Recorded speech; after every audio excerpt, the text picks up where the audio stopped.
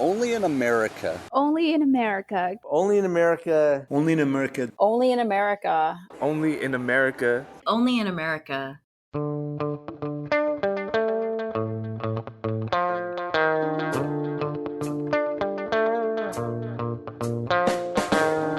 This week, we're reflecting on this year's historic election results and what the data can tell us about the work ahead as we try to move forward and try to figure out where there's room for us to unite as a country.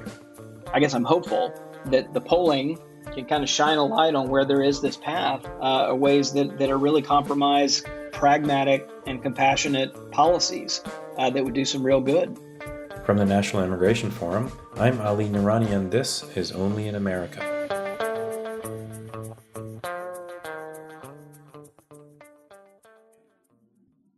After days of tension and uncertainty, Americans across the country finally learned the outcome of the presidential election this weekend, which has led me to think about those who are breathing deeply for the first time in years. I think of hundreds of thousands of DACA recipients, hundreds of thousands of TPS holders. I think about the farm workers, meat packers, and food processors who have kept our nation's food supply running during a global pandemic.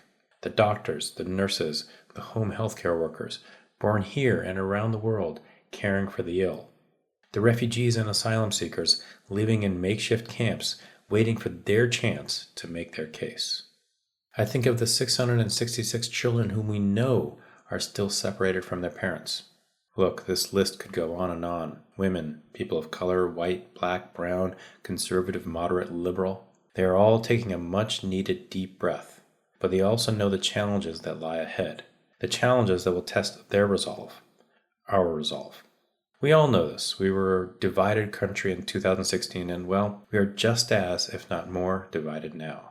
So what we need to do is reimagine American immigration in the context of a global pandemic, changing demographics, economic challenges, a call for racial justice, and some of the deepest political divisions of our time.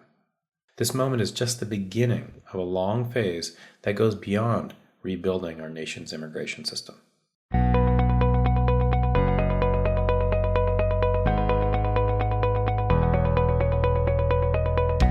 Looking for more in-depth conversations on immigration?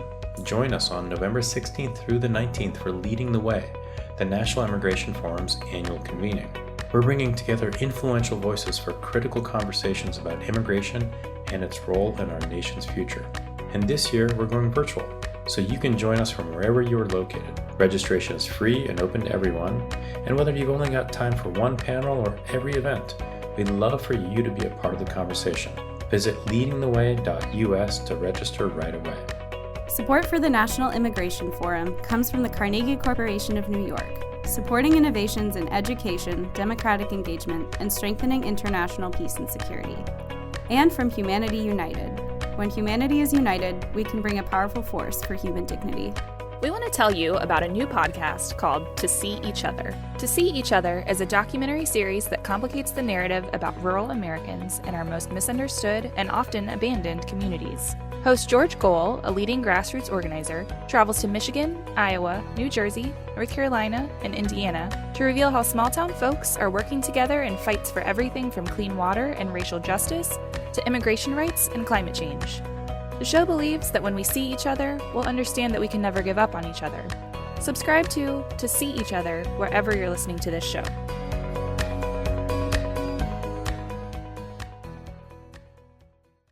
Our guest today is Robbie Jones. He is the CEO and founder of the Public Religion Research Institute, or PRRI, a nonprofit, nonpartisan organization dedicated to conducting independent research at the intersection of religion, culture, and public policy. He is also the author of White Too Long, The Legacy of White Supremacy in American Christianity. Robbie describes himself as a social scientist by training. He's always been fascinated by the ways in which beliefs, institutional belonging, and culture impact opinions and behaviors in public space. This work has given him some fascinating insights into how these attributes create division in American society. But it's also helped him understand which issues and causes can unite us, and which have the potential to reveal a path forward for compromise and healing. PRRI recently released their annual American Values Report, which dives deep into these attributes where and why our nation experiences tension, and the surprising places we're equipped to overcome it. Robbie and I talked about growing up in Mississippi, what his research says about American identity, and how we can heal and build a path forward. Robbie Jones, thank you so much for joining. I really appreciate your time, but I really appreciate the work of the Public Religion Research Institute. So before we talk about the data, the numbers, the percentages, et cetera, tell me a little about yourself. Where were you born? Let's start there. Oh, where was I born? I was born, at the place we're all staring at on the map right now. I was born in Atlanta at Emory University Hospital in Atlanta, where I actually did my PhD. So I ended up coming kind of full circle. But I mostly grew up in Jackson, Mississippi. My family moved there when I was quite young. And what was the experience like for you growing up in Jackson? What are the moments that kind of stick with you as you look back? Yeah, well, I grew up Southern Baptist, so in this kind of white evangelical world where, Southern Baptists were kind of everywhere, in the state, the kind of the most populous kind of Protestant religion in the state. So kind of grew up feeling, part of this kind of dominant religious group and really the kind of dominant racial group in the country. And there were still the vestiges, of really white supremacy and resistance to civil rights and segregation were still around. I mean, I went to elementary school in the 70s, and Mississippi actually drug its feet for 2 decades, such that I actually remember in the kind of early 1970s the first African American kids coming to my classroom as a result of Brown v. Board of Education 2 decades earlier. I still remember there were a couple times I remember just going to a soccer game and passing the KKK, doing a Saturday morning demonstration outside the public park, I should say, that happened to have, Confederate monuments in it commemorating the Battle of Jackson, on my way to a soccer game on a Saturday morning. So, it had these kind of vestiges of the Confederacy, still kind of alive and well. And then how did those experiences animate what you do today?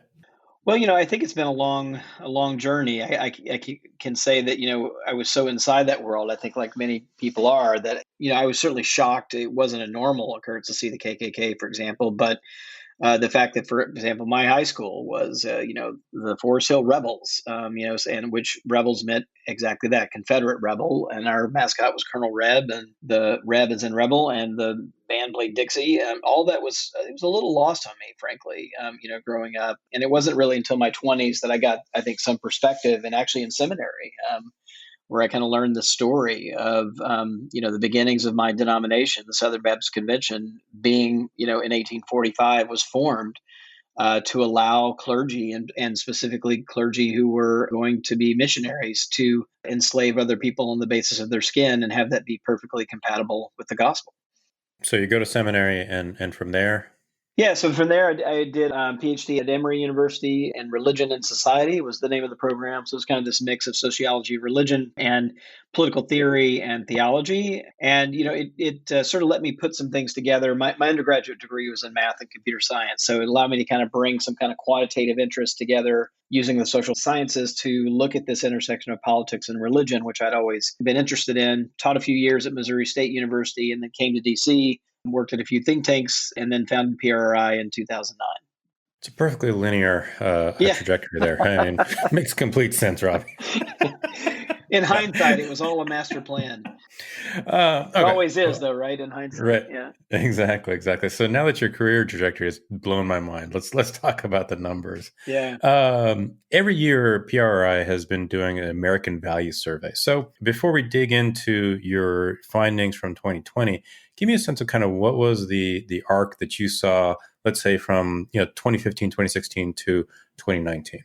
Well, so the American Values Survey, this was our 11th annual American Values Survey that we conduct every fall in partnership with the Brookings Institution and our partners E.J. Dionne and Bill Galston over there. So it's always it's like one of the highlights of my years, one of our flagship products at PRRI. And we really try to take kind of a big picture look at what's shaping this intersection of religion, culture, and politics every year. And then, of course, in election cycle years, we're also trying to figure out what's going on with the election and where are the fault lines and what can we know beyond the horse race numbers. We really don't spend a lot of time on that. I mean, it's really more about what's driving, what's underneath it. And we talk a lot about trying to get from the what to the why. So trying to figure out, what are the issues that are really driving things? What's the worldview that's driving the issues there? So we pay attention, obviously, to religion a lot, but also to kind of just, how does a bigger worldview come together and how does that drive political, attitudes and behavior at the end of the day? I think the big picture that we've been mining really certainly since 2016 is I remember, just a quick digression. I remember in 2016 sitting down with our partners EJ and Bill over at Brookings and thinking about what the election was about. And, typically prior to 2016, there were issues or policy disagreements that were, the tip of the spear. And we kind of realized, I think in 2016, that with this first election with Trump at the top of the ticket, that the battles really weren't over specific policies or issues, but they were really about American identity and who gets to be an American, who is American, what does an American look like and sound like. I mean, it was these bigger questions, that I think you can see even in 2016, you had Trump kind of trademarking his "Make America Great Again," but the key piece of that last word again is calling back to, we have data to support this. It was really a vision of a 1950s white Christian America is what most people heard in that slogan. And, Clinton in 2016 had this kind of stronger together with this arrow pointing forward, a kind of more future looking thing. And I think that has been the thing that has roiled our country and kind of rended our social fabric for the last, 4 to 5 years for sure, is this fundamental question of who gets to be an American and who is America.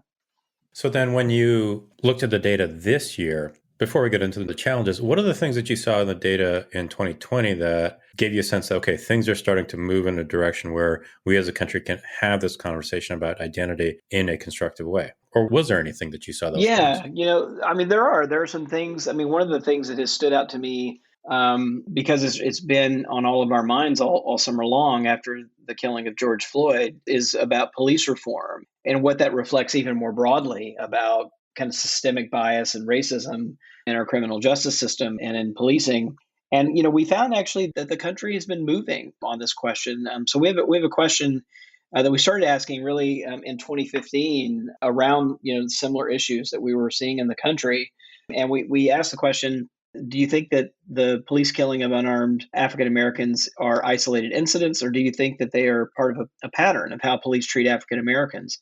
And 5 years ago, a majority of Americans said they were isolated incidents. They didn't connect the dots between them. Now, a majority of African Americans did. And this was part of the protest then and now, was saying, look, these are not just isolated things. They are part of this bigger pattern and we need to address them. But notably, over the last 5 years, Americans have moved. They've moved quite a lot. They moved by 10 percentage points. So whereas 10 years ago, we only had about 43% of the country saying that these were part of a pattern and needing to be addressed. Today, that number is 53%. So essentially, America's changed its mind on this, and a majority of Americans now agree with African Americans that these are issues that need to be addressed and are part of a pattern of systemic racism in the country. You remarked to the PRRI's approaches kind of go from the what to the why. So then why is this? Because when I hear you say that, it's more than a realization that this is happening to somebody else, maybe to somebody else that looks like someone that I know, I love, I respect. But there's something that the difference to me is it goes beyond that individual kind of caring to, the system needs to be changed. So why that really big difference in people's mindsets?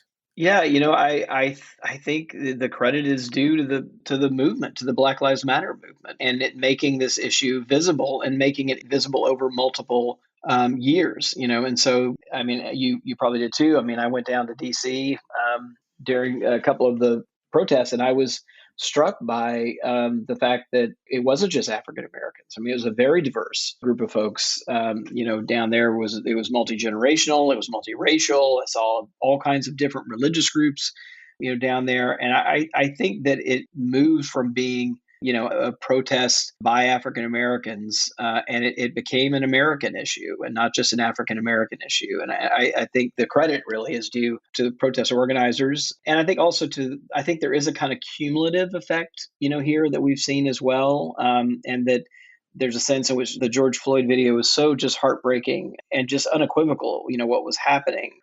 And so I think it was partly that, but I think also sustained organizing over years, so that there was a situation where George Floyd and others that it really became the summer that really broke through.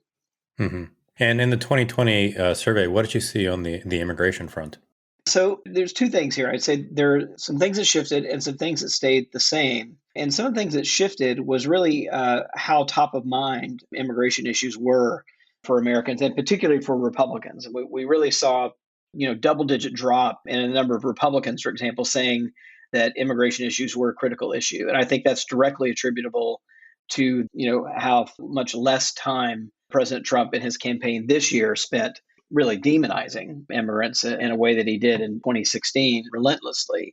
He really shifted to more really, anti-Black rhetoric than rather than anti-immigrant rhetoric. And we actually saw that leadership, shift. And I'd say that's one thing that's hopeful to me is that it's sort of, it gives you a sense that these attitudes are not locked in. These attitudes are responsive to leadership. And so I think, for example, these numbers point to me that if we were to get, for example, a leader of the Republican Party that took up the 2012 autopsy report recommendations on immigration, that was getting behind comprehensive immigration reform, moving away from the anti-immigrant rhetoric and trying to reach out to the Latino and the immigrant community more broadly, that would kind of pave the way, I think, for people to come really to the center here. So I think that's one thing to say.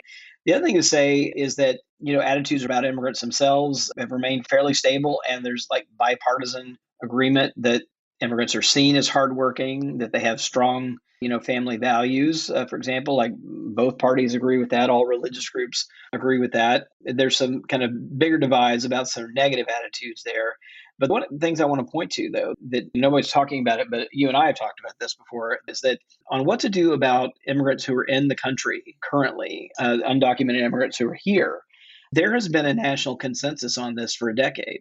Regardless of President Trump's rhetoric throughout the campaign in 2016 and throughout his presidency, we have nearly 2/3 of the country agreeing that the way we ought to handle dealing with undocumented immigrants in the country who are here is to allow them a way to become citizens. That's nearly 2/3 of the country. It includes half of Republicans and a majority of white evangelical Protestants, who tend to be the most conservative religious group in the country. So I would say that's a real thing that I think has been overlooked because it's become such a political football. But the fact that has been rock steady, stable for a decade means that this is like a fundamental conviction, right? And I think it's rooted in compassion, and I think it's rooted in kind of pragmatism, a kind of practicality, that I think that this is a place where, it's not finding the political will, it's really just finding the political logistics that could express the will of the people. But does it also get into what you're saying earlier and kind of the leadership and what's the message that they're conveying? Because it seemed like Trump was pulling up the negative messages, and that's what really resonated with Republicans and conservatives. Whereas if you have a broad bipartisan leadership speaking to the positive, you just have more room to run. I think that's right. And I think that's what I would say is that, I think the steadiness on that one question, and then we've got huge partisan divisions. Especially we talk about things that have to do with sort of borders, keeping other people out of the U.S., things like building a wall, passing a law to prevent refugees from coming into the U.S., family separation policy, the travel ban. What's remarkable about all those things, again, there is a majority of Americans are not for those things. So those more restrictive policies, but the partisan polarization is just huge. But I think this other evidence would say that I don't think it's as locked in as people think it is. I think there's some room for these things to move, I think, with a different kind of leadership. So speaking of different kinds of leadership and partisanship and polarization, we're about a week after the 2020 election. So as you look at, whether it's the exit polling or the other data sets that are coming across your desk, what's aligning in the exit polls with what you saw through the American Values Survey? Well, God, it's really only been a week. It feels like a month. But yeah, it's been a week. Well, I think on the religious landscape front, for example, it's I think the thing to say is maybe what's most remarkable is how much things stayed largely the same. white evangelicals. We have two exit poll sources to look at. We have the National Election Pool exit polls, which are the ones we've had for a number of cycles now. We have a new one done by the Associated Press and VoteCast to look at it. And so I've kind of been looking at both sets of these.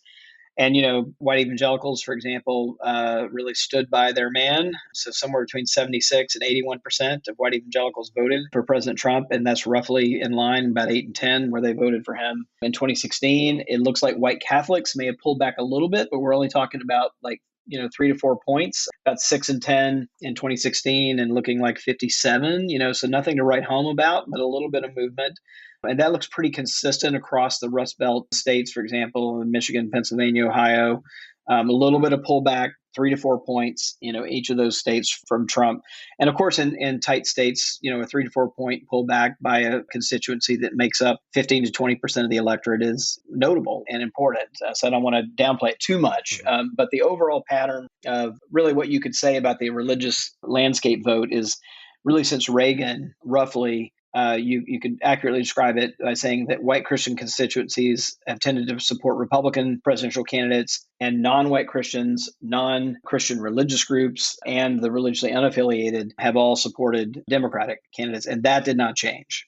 So talking about the numbers with respect to Catholics and evangelicals, and you and I have talked about this, and you've seen it obviously much more in the data than I have, but if the number of Americans who identify as evangelical is shrinking, and then we're still seeing a 4 to 5 point decrease in support for Trump, doesn't that make that group smaller and more conservative so that 4 to 5 point difference potentially is even more significant for the future? Right. So this really complex phenomenon with white evangelicals where, all the data kind of measuring general population numbers, demonstrates that they've been shrinking. So if we go back to 2008, they were 21% of the general population. And our last data from the end of 2019 has them at 15%, where they've actually been for a couple of years. It's kind of flattened out at 15%. And yet, because they turn out to vote at higher rates relative to other Americans, they've remained about a quarter of voters. So even though they're only 15% of the population, the exit polls continue to show them at about a quarter of voters. And, and then they vote overwhelmingly. Like I said, you got these two exit poll numbers. One says 76, the other one says 81. Regardless, it's more than 2/3, supporting Trump. So I guess what I'd say is, even as their numbers are shrinking because of their turnout levels, they're still more than a third of Republicans. So it's a huge part of the Republican coalition. And then are there changes in kind of behavior that you're seeing as a result of people moving from, let's say, evangelical to unaffiliated? Are you seeing changes within that unaffiliated segment of the population with respect to these questions, or are they it's just kind of consistent? Well, we're seeing the religiously unaffiliated vote share go up. That's something that has been in the last couple of election cycles, that those numbers have moved up.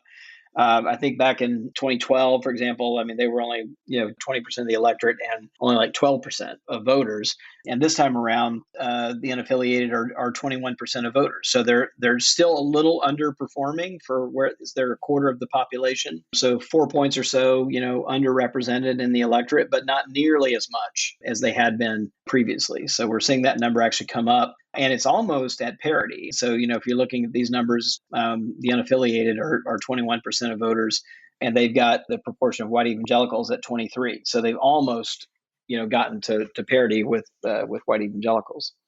Yeah, as we're thinking about kind of the time ahead, we're trying to think about, okay, if there is growth among kind of religiously unaffiliated voters, it feels like it's the wrong move to kind of assume that they're all kind of pro-immigrant. Sure, maybe the majority are voting, for the Democratic candidate, but I guess my point here is that if we can devise ways to engage religiously unaffiliated voters based on values and, in essence, their faith upbringing without identifying them as evangelical or Catholic, are we then kind of tapping into their moral foundation as we're talking about really, really controversial issues? Yeah, it's an interesting group. So, one of the ways that the ranks of the unaffiliated have grown is by an exodus from white Christian traditions. So these two things, the flow, that's kind of what it looks like. It is kind of exodus from white Christian groups, and that's white evangelical, white mainline, and white Catholic. And they tend to not be switching among themselves when they leave those groups. They tend to go into this group, kind of God as a really a catch-all group of people who claim no religious affiliation in the country. And so what's notable about that is because that is the flow. When we look at the composition of this big group that's now a quarter of the population that claims no religious affiliation, it's a very complex group. And in fact, about 2/3 of them were raised religious. It's only about 1/3 of them that were born into a family that never had any religious affiliation. So that means that group is bringing with them, at least some vestige of that. Now, some of that they may have, rejected or have some negative feelings about, but nonetheless, they're kind of bringing this experience of having been brought up in a religious community, some residual, at least with them. And we also know that just because they don't claim a religious affiliation, that, this group is not devoid of religious practices. So many of them pray. Many of them still even attend churches or other religious congregations.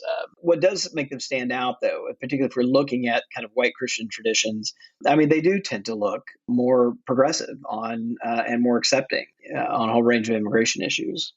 Yeah, and it feels like if you look at the next 2 to 4 years of the debates within either party, the Republicans will make this case that they need to become more strident and even more religious in their language and their policy positions, and Democrats will move further and further away from it and believe that, okay, a secular America is the future of America. But there is this very large population that, like you said, has this upbringing and is more complex than anybody's kind of realizing. So at least the way I've been thinking about this is that, okay, what's the coalition that we need to build around immigration that leads a policymaker to say, okay, I'm in?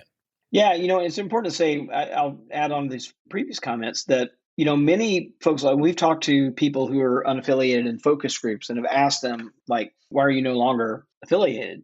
What we find is that many of them will say things like this. They'll say, well, in a real sense, I didn't leave my church, it left me. Their perception is that their churches became more conservative, or their churches became politicized, or their churches staked out a kind of harsh position against gay and lesbian people or something like that. And it was that experience of the church actually moving to be something different than they perceived it to be that really made them leave. And so if you think about that as kind of where people are, it means that they may still very well be connected and animated to what they saw as authentic religious principles. And in fact, their judgment was that their church was no longer reflective of what they thought to be, an authentic faith. And do you see that breaking out by gender or by age in a particular way? I'm not sure I've got a way of breaking that out that precisely on that particular question, but, we certainly find, the unaffiliated do trend a little bit younger, but it's not just young people. There are plenty of folks who are, older in that category as well. Especially as it's getting to be a quarter of the population now. These aren't your father's atheist, kind of one pithy way to put it. It's a very, very complex, and diverse group. So let's say we're having this conversation 4 years from today. It's a week after the 2024 election. What do you anticipate are going to be the fault lines that we'll be discussing at that point? Well, look, I hope we've made some progress here. I hope. One of the things that I love about doing polling, which I think also often gets a bad name, is gotten a little beat up even in the election cycle. But, if we go back to kind of the original reasons for polling to exist, Gallup, which before it was a company, was a person, Roper, these kind of founders of the industry talked about polling as, they called it democracy's auxiliary, I can't say that word, auxiliary ballot box. And what they meant by that is that, look, voters get to kind of pull a lever, once every couple of years, if you count the midterm elections, and once every 4 years for president. And in between time, one of the things that good polling can do is kind of help elected officials understand where the public is. And I guess what I would say in the next 4 years is that there's just ample evidence, from a whole range of polling, that there's a real common ground here. So as people are looking for how do we pull the country back together, there are some real meaningful common ground policies around immigration, which I think people rightly, have seen as this divisive thing. But again, a path to citizenship, this is not a controversial thing. There's a bipartisan, cross-religious support for a comprehensive immigration plan that would include a path to citizenship. DACA, Dreamers, there is strong majority support for that. There's strong opposition to things like these harsh policies like family separation. There's majority support for repealing the Muslim travel ban. These are not, I think they look one way, but I think it's been mostly because of President Trump. And as he recedes from the scene, I do think there's going to be a pathway for kind of reconsidering. I mean, we were almost there with comprehensive immigration reform with a Republican president. So that's not that far back there. I think that, I guess I'm hopeful that the polling can kind of shine a light on where there is this path, ways that are really compromise pragmatic and compassionate policies that would do some real good. Last question for you. The name of the podcast is Only in America. So the question I ask is just to finish the sentence. Only in America, ... Oh, man. I'm a little stumped on that one. Let me think about it. Take your time. If you'd like, you can poll some people. Yeah, maybe I'll do that. I'm going to phone a friend, right, to kind of pull this in. I think it's probably the academic in me that's scared of the only qualifier on that, of going too far out on a limb. It's like I have that kind of academic caution light, right, going off with anything that begins with only. I'd say this, that, I'm hopeful that we can come back to a healthy form of American exceptionalism. And that is, that we're a country not built on a racial identity or an ethnic identity or even a nationalist identity. There was a phrase that was used by G.K. Chesterton where he talked about America as the nation with the soul of a church. And now he didn't mean by that what it sounds like he meant by that. He did not mean a Christian nation.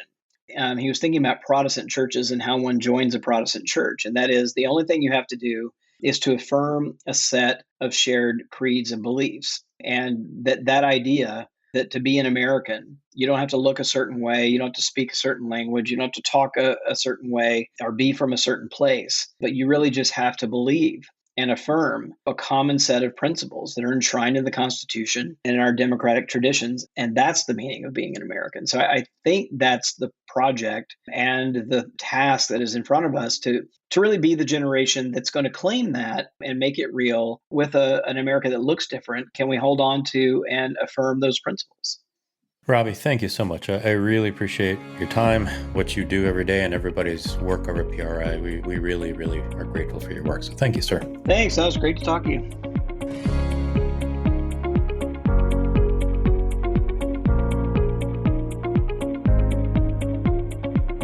Robert P. Jones is the CEO and founder of the Public Religion Research Institute and author of White Too Long, The Legacy of White Supremacy in American Christianity.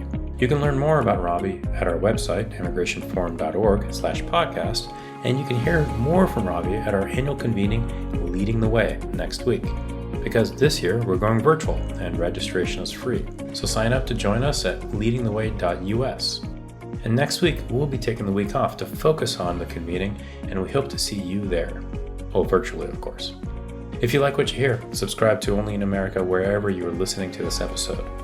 Only in America is produced and edited by Joanna Taylor, Megan Wetmore, and Becca Wall. Our artwork and graphics are designed by Carla Leha. I'm Ali Nirani, and I will talk to you next week.